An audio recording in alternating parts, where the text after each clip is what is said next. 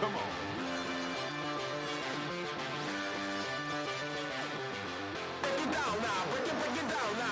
Welcome back inside the bunker. It is Thursday, October 23rd. As always, I'm Kevin Bunk coming to you weekdays for BTO Media. Special show today. Gabe Zoda joining us. His debut on the bunker. Absolutely pumped to have him.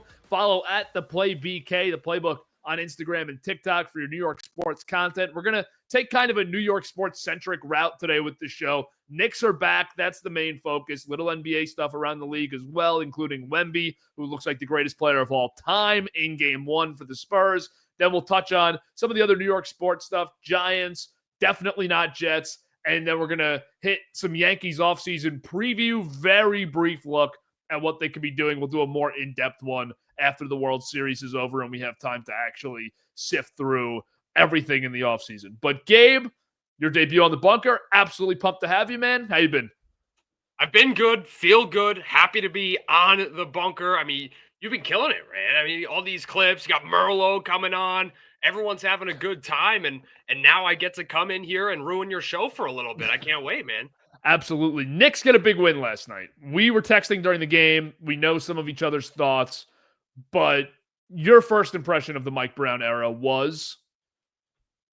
I mean, this is the type of basketball that you want to see. Mike Brown has this basketball team playing the way that a basketball team should be ran, whether it's going 11 deep, whether it's generating a more fast-paced offense, generating more open three-point shots.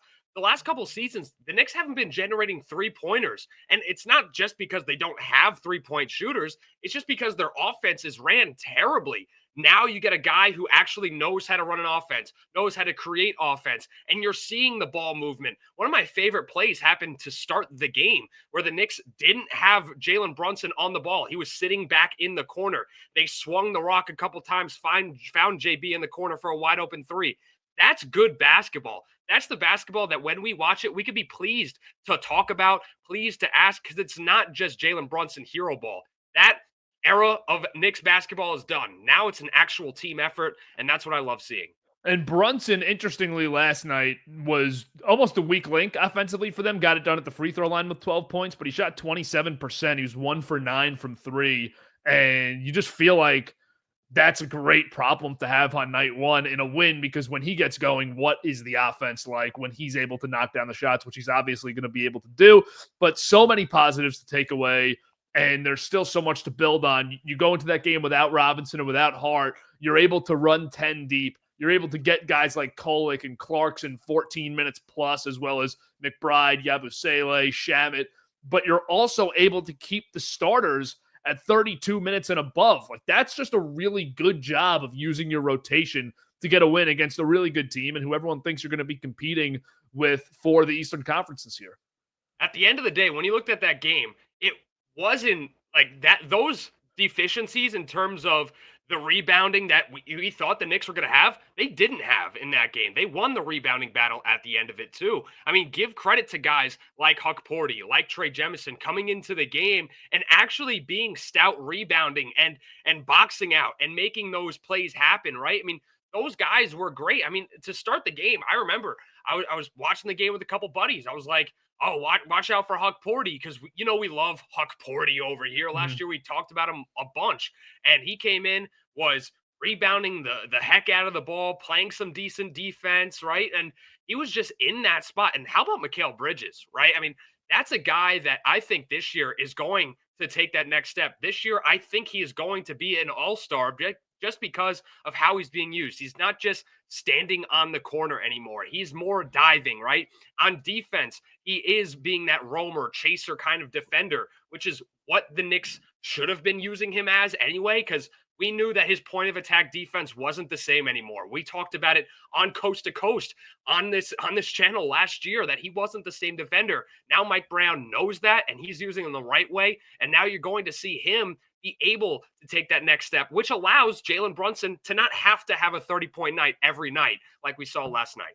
I think it's so exciting to see Bridges and Anunoby have so many possessions of bringing the ball up, being a primary ball handler to start the possession, because you're just understanding right away that there's multiple capable players on this team when it comes to leading the offense. It's not just Jalen Brunson.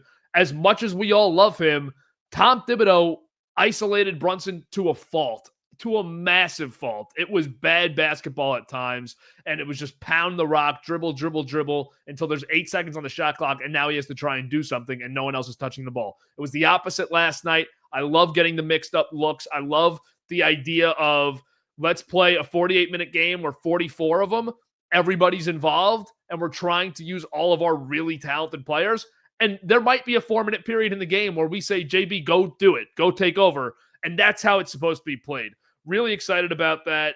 The offense looked terrific, and they didn't make a lot of shots. They didn't even shoot well from three-point range. So when that happens, they're a dangerous team.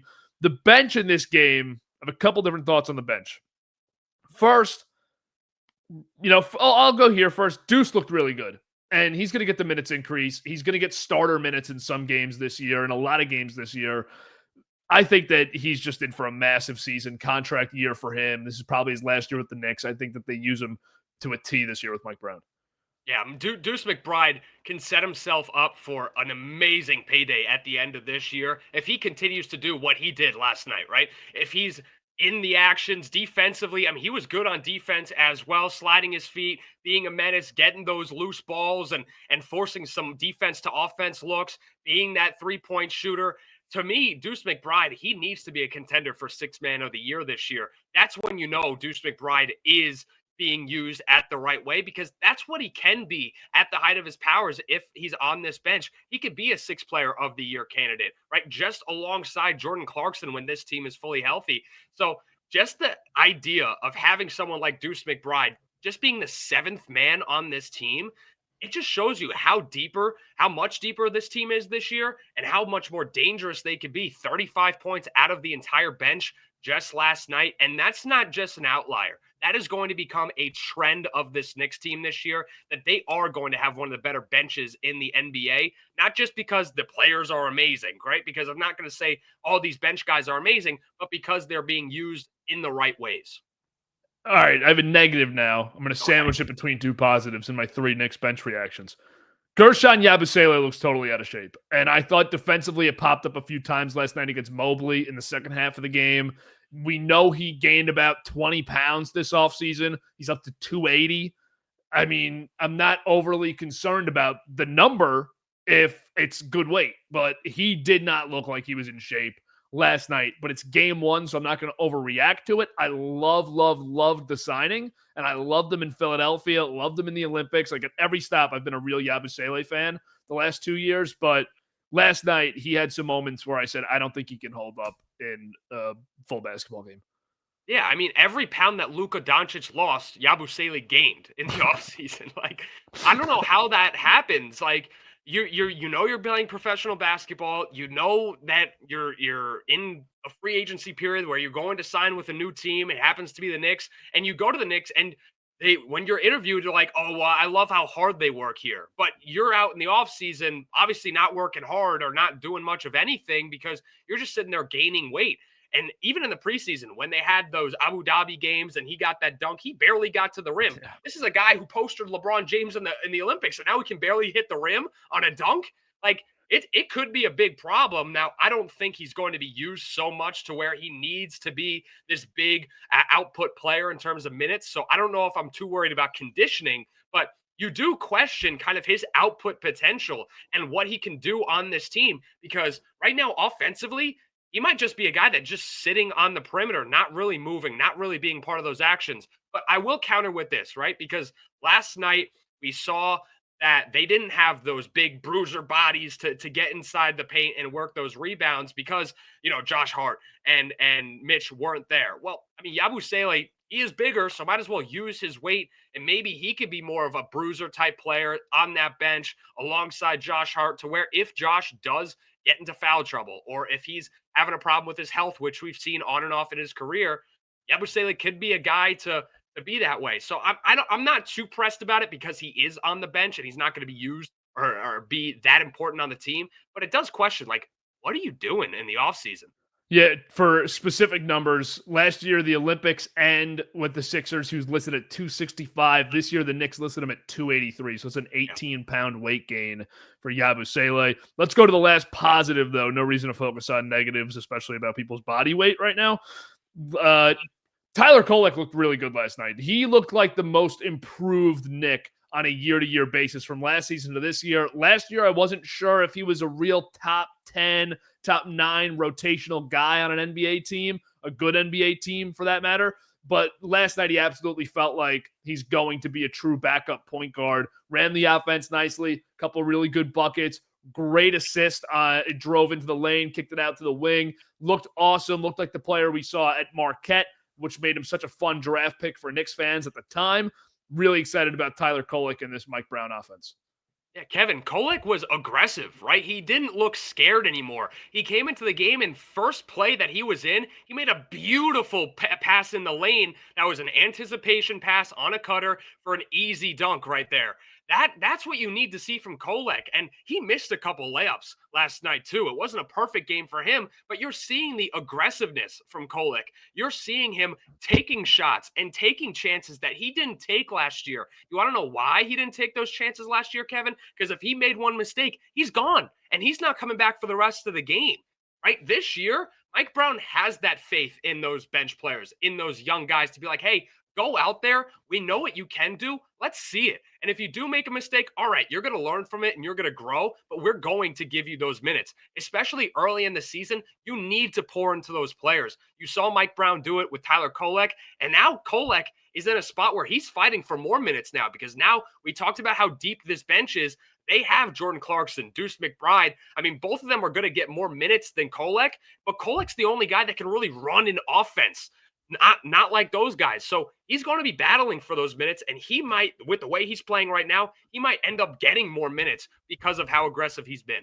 My favorite thing about Mike Brown in comparison to Thibodeau obviously is the bench usage, but it's the layers to using that bench early in the season because I felt like we got to a point in the playoffs last year and right before the playoffs where you were saying, like, I don't know about some of these bench guys. I literally don't know what they're going to give me because I didn't see him play. DeLon Wright was one of those guys.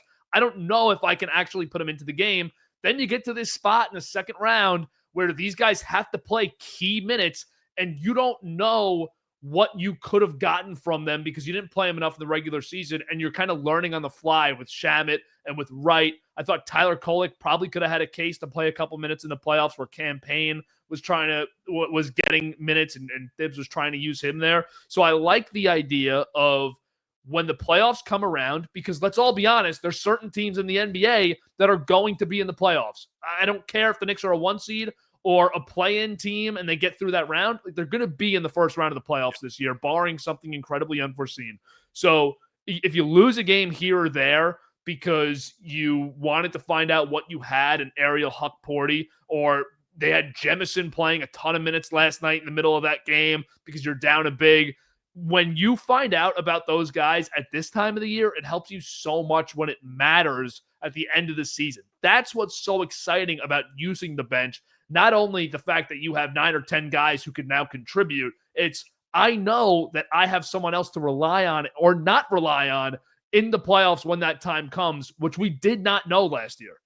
Yeah, and you also know how to use these guys, right? Because we could talk about knowing who they are, but it's about how you can use these guys, right? It's not just, oh, well, I have a guard on the bench. I haven't really seen him play much in game. Obviously, you see these guys in practice, you see their tape, you know what they are capable of when you're a coach. But if you don't see them in live game reps in the regular season, you're still unsure. And if you're a player sitting on the bench, right?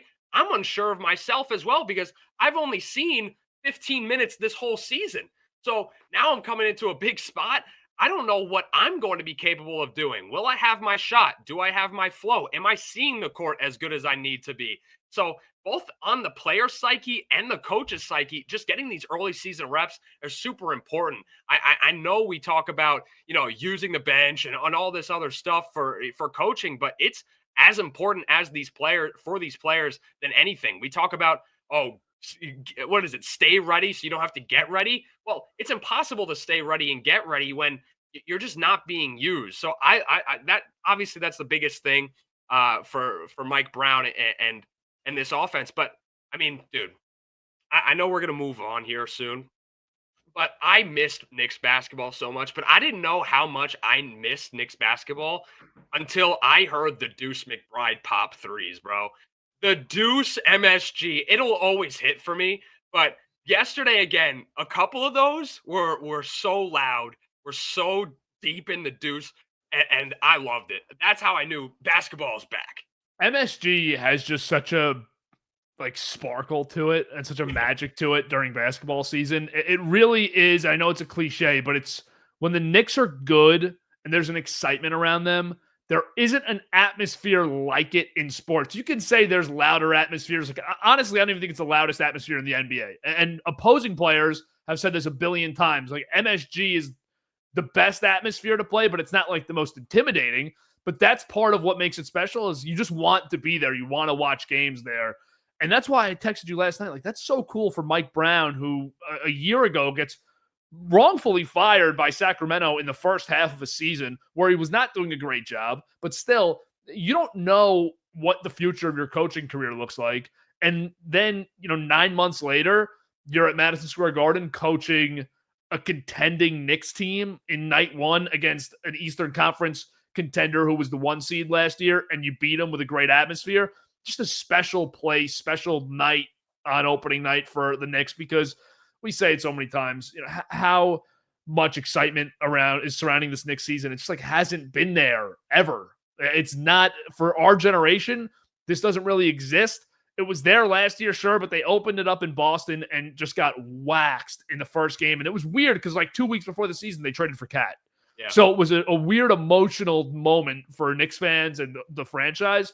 But last night was awesome because they came out, they did what they had to do, they got a win, and it's a big win because like I could see them in Cleveland within a game of each other with a week left in the season trying to get a 1 seed. Yeah, that's going to be the battle, right? That is going to be the battle at the top seed, and it's going to come down to this head-to-head. We're going to talk about this game come March, come later in the season. But I do have a question for you about Mike Brown because there was this podcast where these guys, these old players, they talk about Mike Brown and they say, well, Mike Brown's a great guy, but I don't know if he's a really great coach. He's not really a leader of men. We hear this cliche over and over. Where do you stand on Mike Brown? And I don't think that these players are going to run all over Mike Brown like that other podcast was saying that Kobe and Shaq used to do back in the day. I mean, he coached the Lakers now. It's been like 14 years since that disaster Lakers tenure for him. And listen, I know how we all regard Kobe, and he's one of the greatest athletes I have ever watched, one of the greatest competitors I've ever watched. I'll hold him competitively in that level of Jordan, LeBron. He's there for almost every basketball fan. Yep. And I just think you were probably there at a point in time where that Lakers team was not nearly as good as everybody thought it was, where Kobe's ego was so large, and Ron Artest did not seem like this cakewalk to coach. So I'm not putting too much stock into it. I think this is a different group with the Knicks, and I think Mike Brown's probably learned from that because you know what? If he did get walked all over 14 years ago, he's probably a different guy now. You probably change a little bit of that and in retrospect say, okay, I was not enough of a commander on that team. I was just kind of drawing up the plays, drawing up the schemes, running the practices. Now I think he's got a different situation. So I don't put too much stock into what Matt Barnes said about that, but it's something to it about players, coaches. And I think there's also something to Thibodeau is probably a little too difficult for some of the guys on this team. Like I think that Mikal Bridges, OG Anunoby, and or Deuce McBride, like maybe one or two or all three of those guys went into that meeting at the end of the year last year and said, I'll never play for him again. And that was a problem for the Knicks, and they had to make a choice.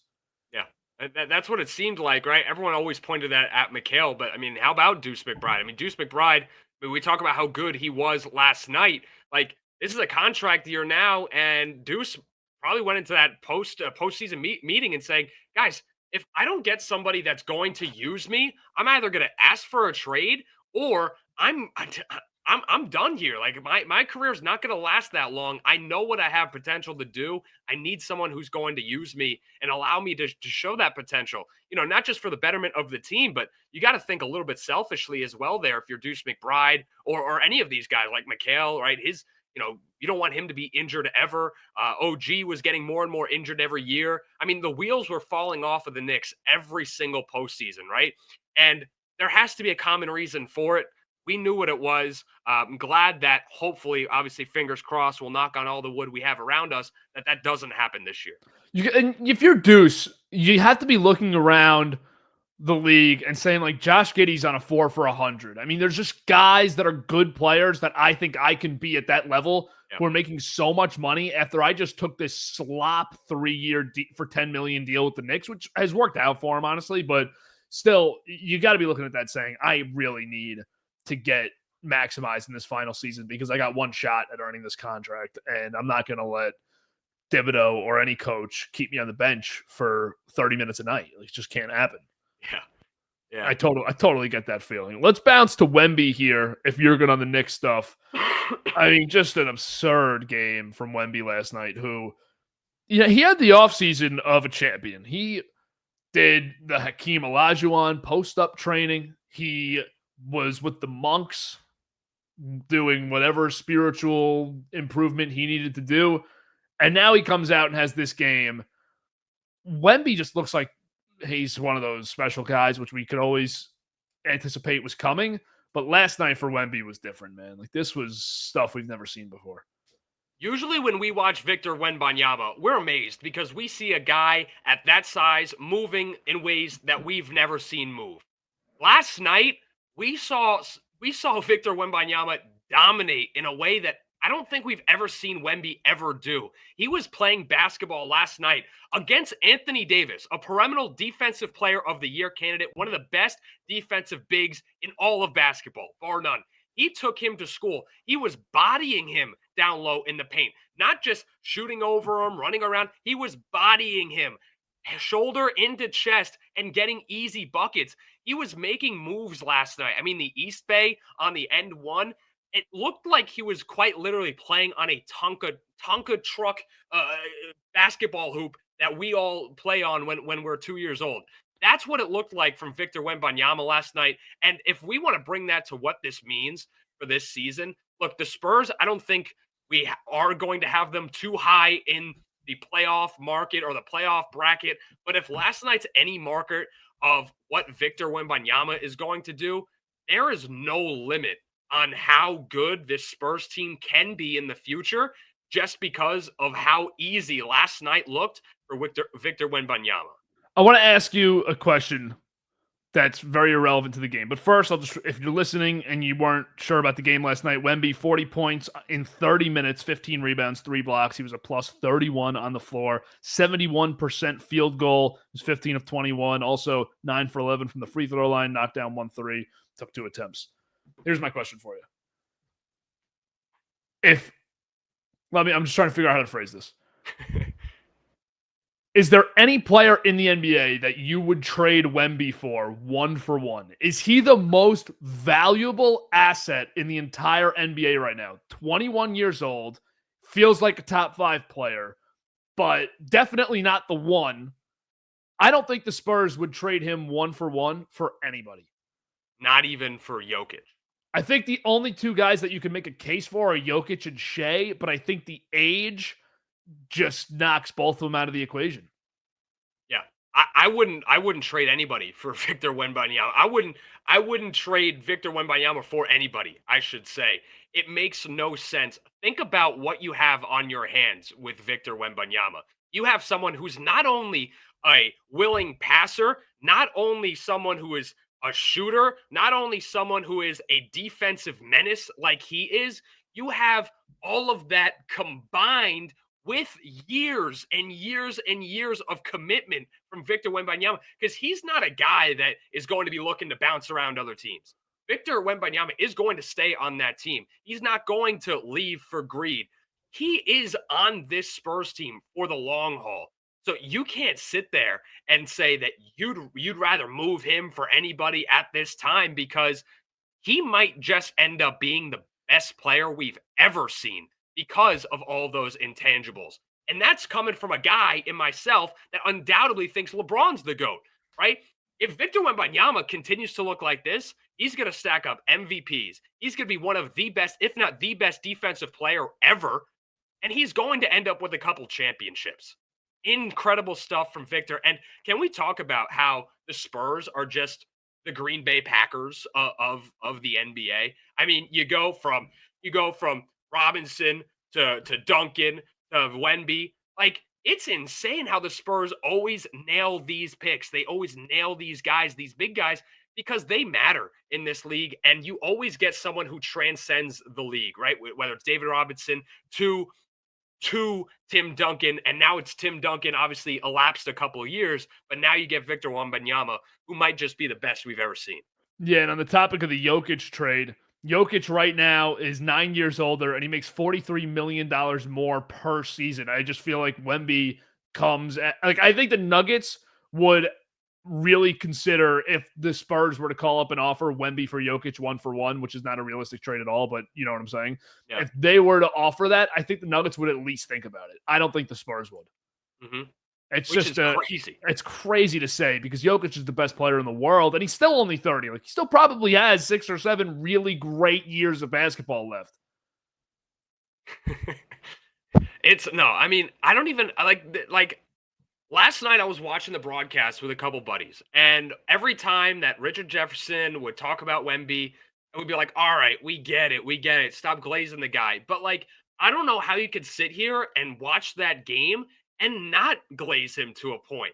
It's it's remarkable just because of everything we've talked about, right? What, him moving at that he literally looks like a demigod in 2K, but he's better than a demigod in 2K because those guys, I mean, this sequence that absolutely shocks me is the one that he gets the block on one end, brings the ball down to the other, and it's hezzy, it's behind the back and step back 3-point shot, end one.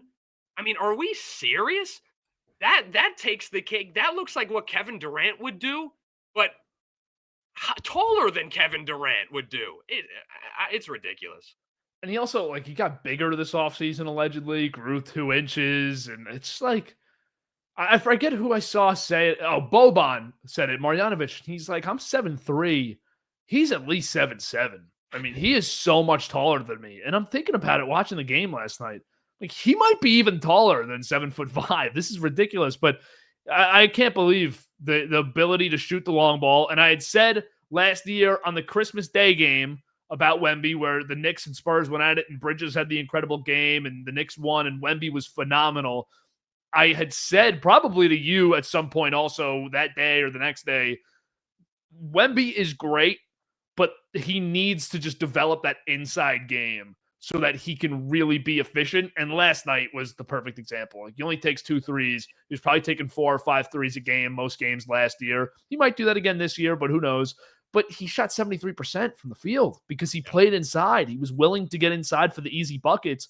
And when it's coming that easy for him, the sky's the limit for the Spurs. It really is, because you just maybe 1 or 2 guys in the league that can defend Victor Wembanyama. One of them's Rudy Gobert, but like, still, you put them head to head, that's still a matchup that Wemby on both ends of the floor is winning. So who is really stepping up to stop this kid if that inside game is as good as it is? And if they can get some of these guys to step up and shoot the ball well, Sohan, if Dylan Harper has anything in year 1, De'Aaron Fox has to be really good. And if Castle can continue to get better, if they can actually space the floor around him and do things around him when he draws those double teams, this team could be a top 6 seed in the West. Yeah. And let me say this about Wemby too. That stuff that he did with Hakeem, it's obviously paid dividends because, and so I heard somebody say this as well. When he does his moves, right, like the up and unders or any of his footwork, it's not like anybody else does it for. Me and you, we do those moves to create space, right, to get an open look. Wembanyama is so tall that he doesn't have to worry about that. His getting space is taking space away from you and making myself closer to the rim so I can just jump and reach over and get to the rim that you can't do. It is a different level of basketball that we haven't seen before because, once again, his moves aren't meant to make space. His moves are meant to take space away from you. And that to me is feels so defeating as a defender. I love defense. And when I'm thinking about defense, I'm like, all right, I need to be up in your face. But he's backing me down and he doesn't up and under. I feel like I'm right next to him, body on body. But since he's 12 inches taller, since he is 8 inches taller than anybody normally is, he is going to just be able to reach over you. And that to me is the scariest part of Victor Wembanyama and his growth is that he doesn't need to grow in the same ways that other players do. He needs to do it differently, and he is. I think last night too we caught a glimpse of if this team is as good as we saw they can be, and if he's this great, if last night wasn't going to be one of his top 5 or 10 games of the season, and he has a bunch of these in store, then he's a real MVP candidate. Also, Yeah.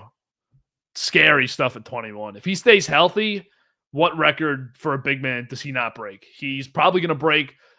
Cat will end his career with the 3-point made record for power forward centers, or for just 7-footers in general. Is the block record in jeopardy? Yeah, I think you gotta expect it is because everybody always said that was one of the untouchables, and he's going to be averaging 3-4 blocks a game for his entire career. It's all about health. If he stays healthy, all these records might be toast.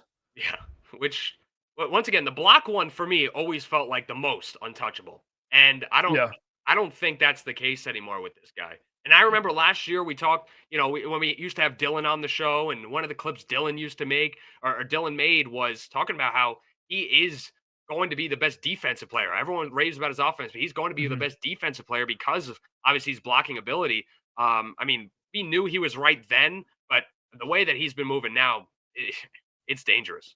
And he was, well, right now he's 21. He's the favorite to win Defensive Player of the Year entering the season by a heavy, heavy margin. Yep. He would have won it last year if he didn't get hurt. Mobley ends up getting it. Mobley had a great defensive season. But I would be surprised, I'll say from now to the time that Wemby's 30, if he has a season where he plays more than 65 games, if he gets to 70 games, I'd be surprised if he didn't win DPOY in all of them.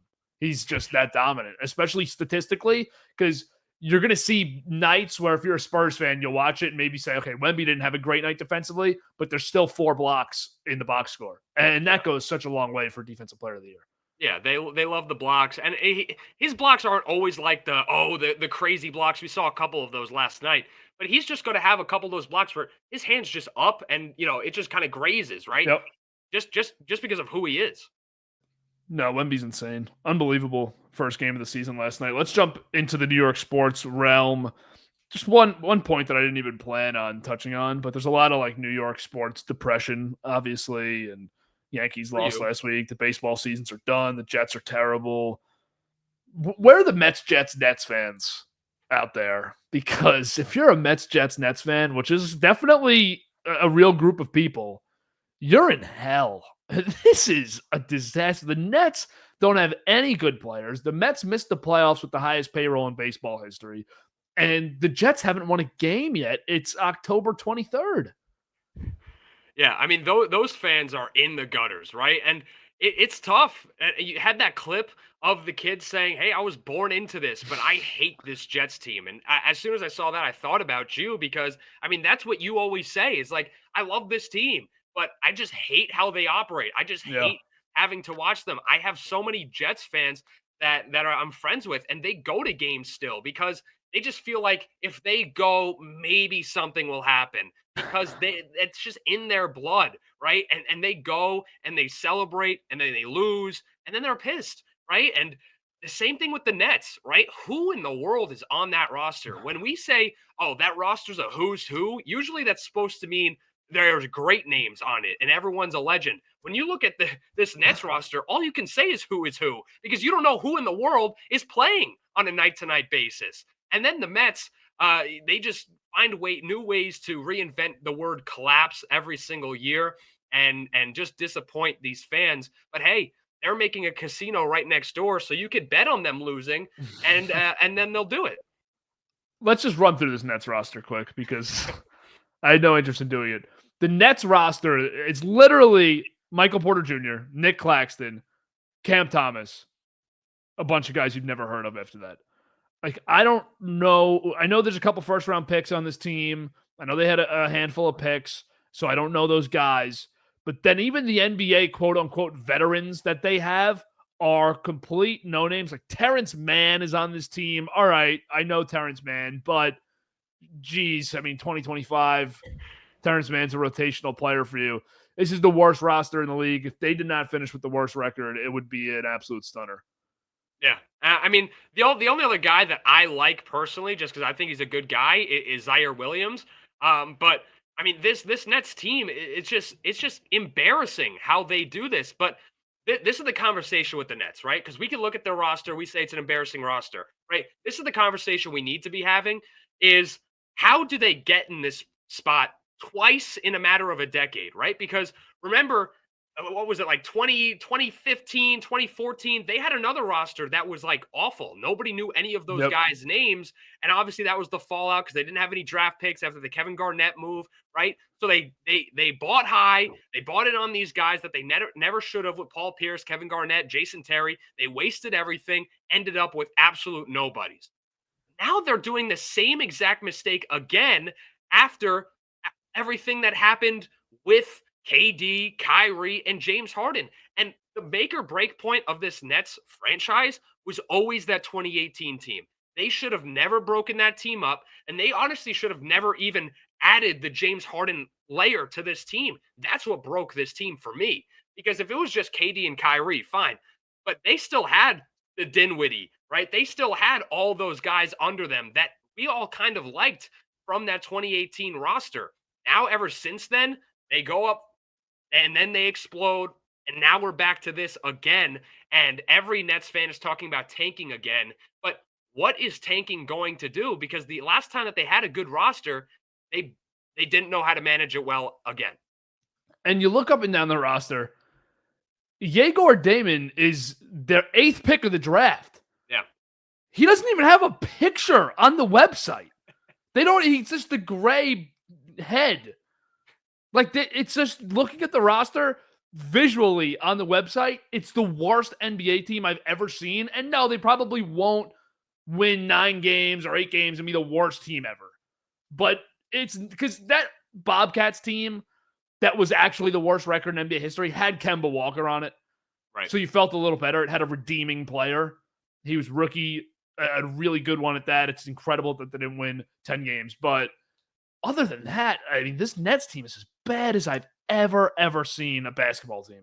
The highest profile player, Michael Porter Jr., everybody hates him. So Yeah. nobody even likes him. So I'll say this.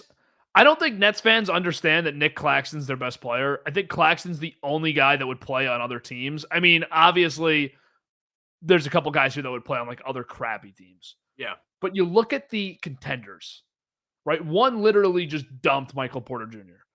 He'd probably play on a few of, if you take the top 6 teams in the league, he'd probably be a bench piece on a few. Mm-hmm. But overall, I don't think Cam Thomas is a lock to get minutes on a couple. Like the Thunder are not giving Cam Thomas minutes. The Nuggets are not giving Cam Thomas minutes. The Rockets are not giving Cam Thomas minutes. So it's probably only Claxton because of the lack of bigs around the league who are quality. But yeah, that's enough Nets stuff. That's enough Nets. I just had to get that off my chest. I've been thinking about it for a few days now. Yeah, no, it's bad. New York sports giants are terrible record-wise, but I don't think in the hell and the pits of New York sports right now. There's some excitement around their games. We have not spoken about the Giants in a minute since halftime of the Denver game, but since then, a lot's gone down since halftime of the Denver game. Yeah. Where are you with this team right now? I'm about as positive as you could be after a historic collapse, right? I mean, I look at that collapse. I had that day, that Monday was rough for me. The Tuesday first half of the day, I was trying to force myself back. That's when I posted a video about Jackson Dart was looking like the big positive of that. But the more and more that we escape that fourth quarter, right? The second half of that fourth quarter, you look at all the positives. I mean, Cordell Flott is looking like an actual viable NFL cornerback. The offensive line looks redeemable, more than redeemable. If they started this year, you're thinking, oh, another bad offensive line year. They'll probably end up being the 25th best offensive line, the 23rd best offensive line. Right now, they might be a top 15 offensive line in the NFL. That's redeeming, right? With Andrew Thomas and with Illuminor on the other side, who needs to be re signed at the end of this offseason. And then you look at this offense, obviously, with Dart, and you look at what they've been able to get out of Wandale Robinson, the upgraded, it's fine, it has been forced, but the upgraded role of Wandale Robinson, the fact that he has taken that jump this year. And then the defense is the defense as well. I already talked about Cordell Flott. We all know about the defensive line, so I don't have to waste time again. But I mean, this Giants team, I left that game now more feeling way better than I did before that game started. Yeah, absolutely. And I think that a lot of fans are down on the coaching and down on the loss. And, it's going to be tough to beat Philly this weekend on the road. To sweep them, beat them twice in 3 weeks is going to be really difficult. So I don't expect it. So they're going to look at 2-6 and say, this team sucks. Where are you on Dable? Where are you on the coaching situation? Because I do believe that while Jackson Dart's looked good and you almost don't want to mess with that at the end of the year, at the same time, you do have to start winning some games also, because I don't care that you put up 30 a game if we keep seeing bad mistakes late on all three phases that are leading you to losses. I'm not a Dable hater. Like, I don't think I'd confidently say he has to be fired at the end of the year right now. But where are you right now at 2-5, even though the offense is coming to life? I think when you look at the coaching staff, Shane Bowen needs to go. And this isn't just me being mad about Shane Bowen and his and that collapse. Now it's been 2 collapses, right? The Cowboys and now against the Broncos. To me, it's not just about that. To me, I don't feel like this locker room really connects to Shane Bowen at all. I don't think whenever you watch the highlights, I don't think they get hype around Shane Bowen. They get hype with each other and their teammates, but I don't think they love Shane Bowen like we used to see players interact with a Wink Martindale, like we see players interact with defensive coordinators all the time. When a big play happens, you see them get hype. They're dapping each other up. They're doing chest bumps. You don't see that with Shane Bowen. It looks like he tries to force himself in those dap ups, in those conversations, right? So this isn't me coming at Shane Bowen because I don't feel like his scheme is great. Because I feel like the soft zone scheme doesn't work in the NFL anymore. I just don't like it at all as a mindset. If you're a zone defense guy, you're not a good defensive coordinator. That's just the way I believe it. But it's outside of the X's and O's anymore. I think he just has lost that defensive side of the locker room. I do think the defense is playing more motivated because of themselves and because of the momentum that Jackson Dart and the offense has. So they feel like they have a chance. But Shane Bowen, to me, needs to go. Dable is a guy that I think will stay just because Mara won't want to mess up that coordination with Jackson Dart. And I don't blame him for that. I don't think it's all on Dable, but Dable obviously has his fair share of the blame for this as well. Because at the end of the day, when any of these collapses happen, it's on the head coach. And the way that he answers questions too in the media, I don't like it. But the team likes him. The offense is grooving. So I guess you have to keep that going. I'm not high on the coaching staff at all, but I'm keeping Dable and telling Shane to hit the road. I would have told not Shane, Bowen to hit the road. I would have told him after last year, but you gotta do it after this one.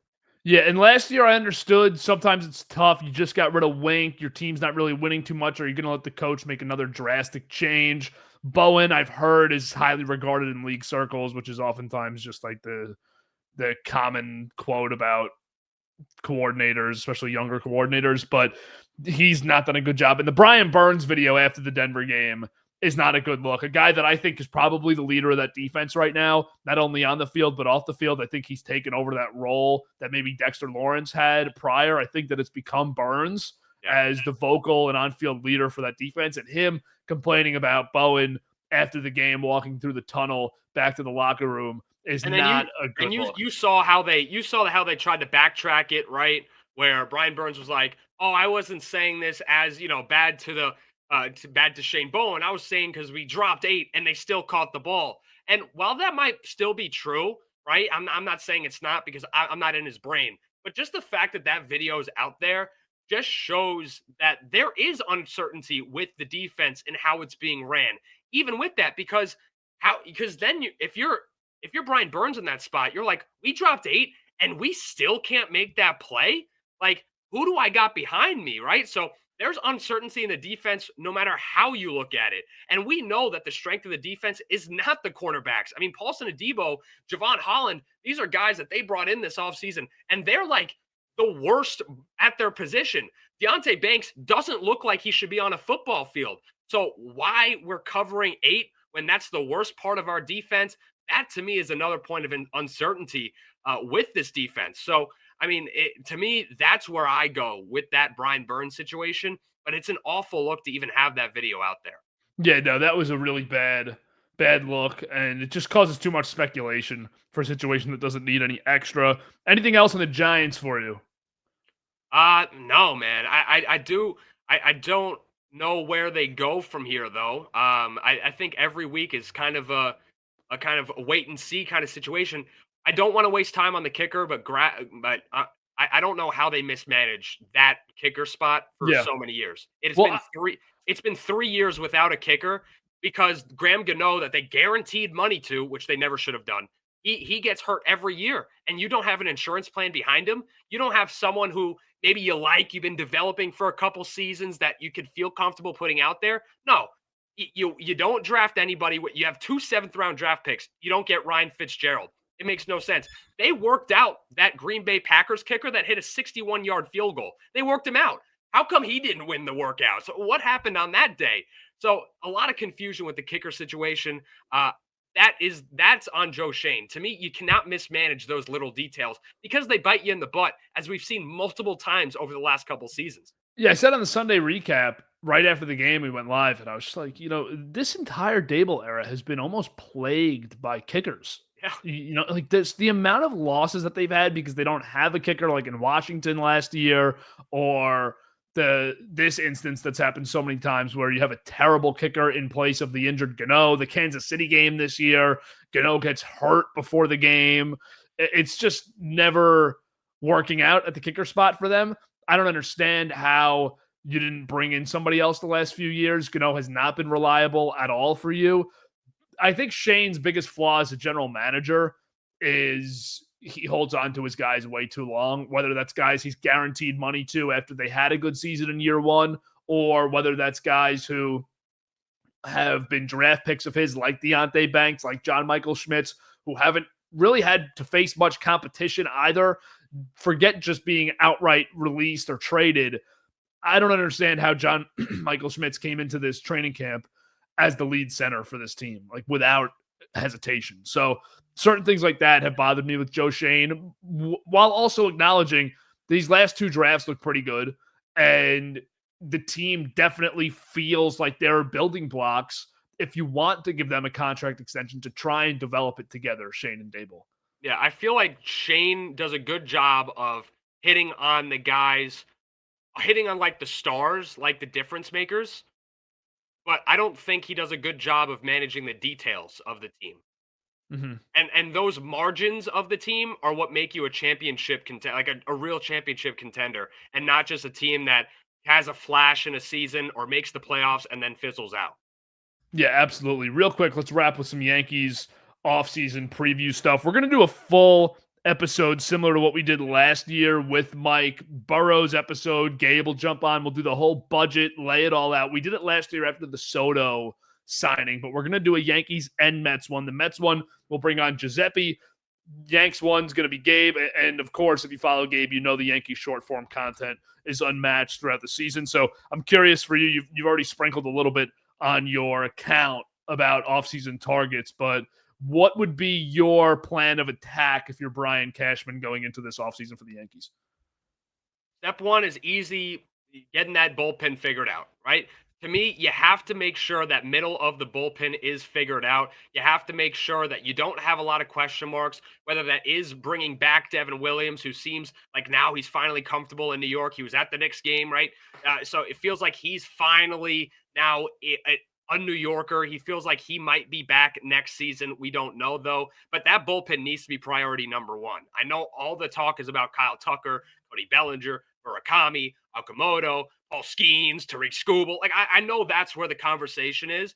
But to me, it has to be bullpen first, whether that's middle relief or the closers or however they want to figure it out, because they cannot have another season where the middle relief is so unreliable that if a starter only goes 5 or 6 innings, which is the normal now, that sixth or seventh inning is could lose you every single game. They can't have one inning where they lose games. They have to be in it the whole way. And then with that being said, they need to be active in the starting pitcher market. They need one guy in there because the starting rotation this year or at the start of next year, if you look at their fan graphs, their projected opening, Alan Winans is one of those top 5 pitchers that is going to start opening day next year. You cannot have that because you won't have Cole to start the year. You won't have Rodon to start the year next year. So they're projecting Max Fried, Cam Schlittler, Alan Winans, Luis Heel, and Will Warren.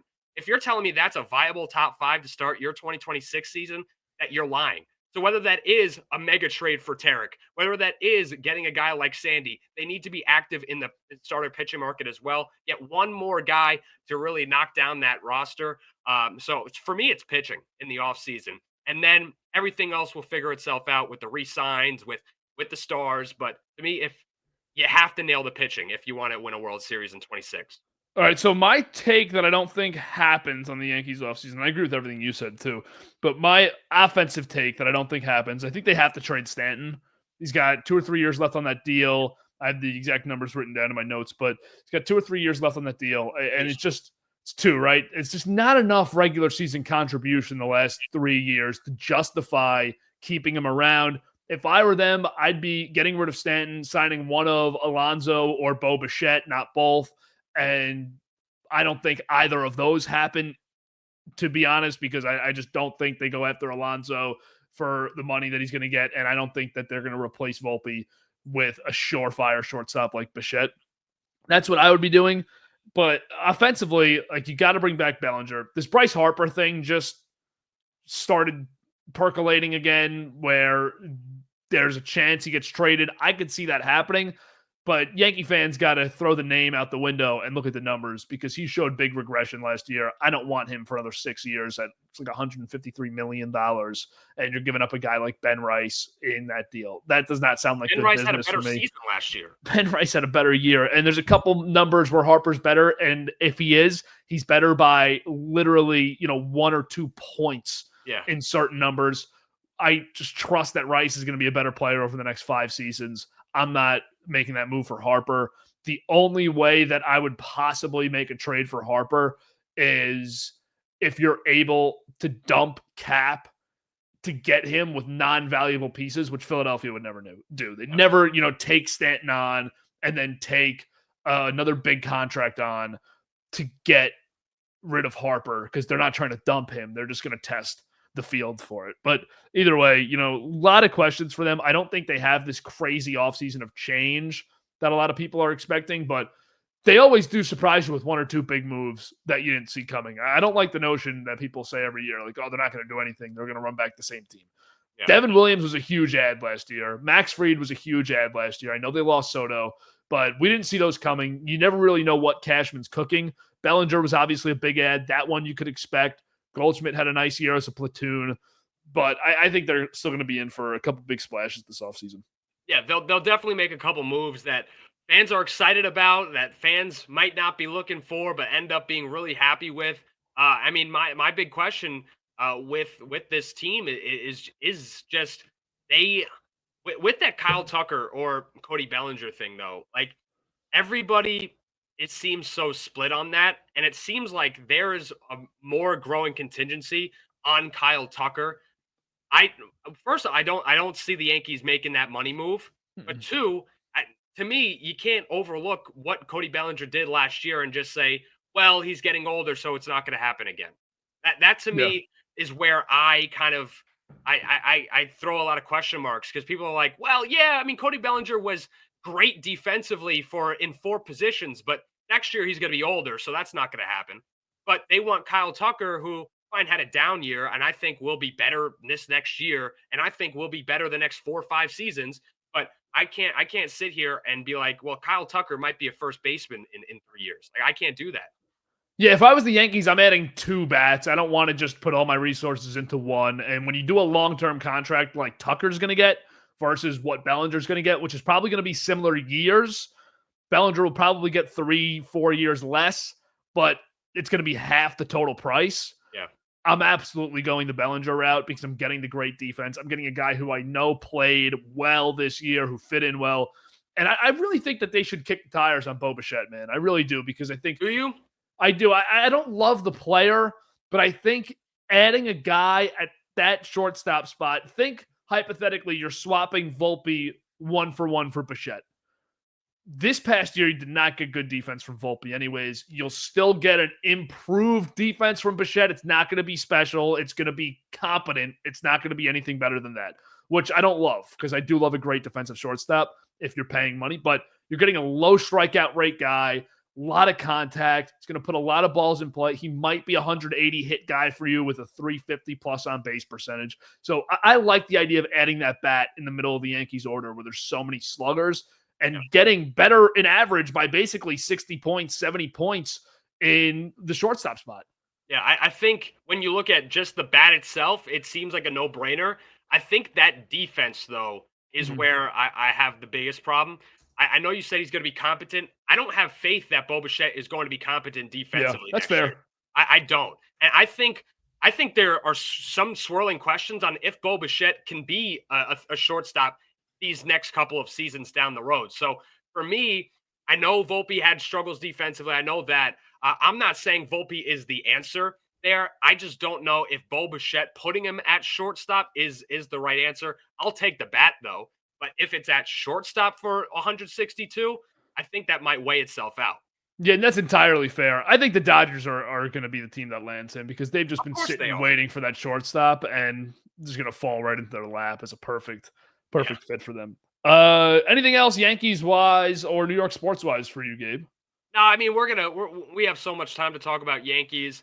I just love kind of where we're at with the Knicks. You know, the overreactions first couple of games here, and I don't know. I mean, look, I do think with the Giants, though, I do think that we're gonna have the most fun, top 5 end up pick season of all time. So. Yeah, no, this seems like the best 4-win team to ever play the game. Yeah, so really I'm happy with that.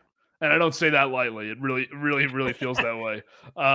That'll wrap up today's episode, Gabe. Thanks so much for jumping on. Appreciate you listening. You can always catch the episodes on Spotify or Apple Podcasts, as well as YouTube if you want the video format. Also, check out the description below always for timestamps so you can get to your favorite topics fast.